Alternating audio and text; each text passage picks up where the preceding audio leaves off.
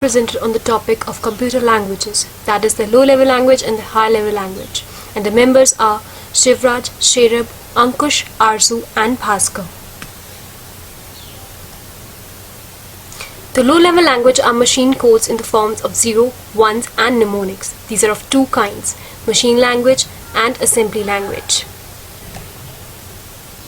Machine language is a set of instructions that the processor understands. It is a collection of binary bits, that is, sequence consisting of zeros and ones. It doesn't need any translator program. However, it is machine dependent.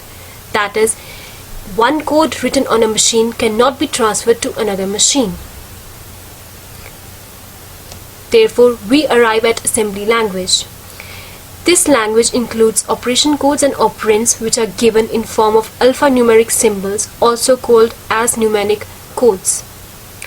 It is converted to a machine code by a program called assembler.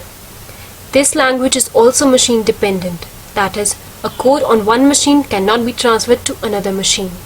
For example, binary code 00111100, that is 3C in hexadecimal, is represented by mnemonic INRA.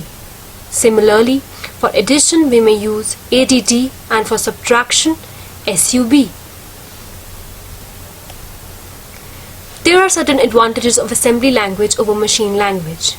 That is, they include better human understanding because of the use of mnemonics over the use of zeros and ones. It is easy to write, modify and debug. The greatest advantage is assembly codes are the fastest. However, there are certain disadvantages of assembly language over machine language. That is, it requires an assembler to convert and program in assembly language to machine language. Proceeding to high-level languages, programming languages which are intended to be machine independent are called high-level languages. Instructions are used in these languages which are called statements and include symbols and conventions from the English language, which results in a source code. These statements are converted into machine language with the help of a compiler or an interpreter. This equivalent is called object code.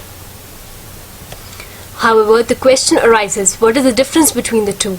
The interpreter converts one instruction at a time, while compiler converts entire source code. For example, Fortran, Pascal, C, C++, Java, etc. There are certain advantages of higher-level languages, that is, code reusability. That is, the same code can be used on 8085, 8051, PIC, etc. These languages are platform independent, and debugging in these languages is comparatively easier than the low-level languages. Therefore, we have concluded our presentation. Thank you for your patience.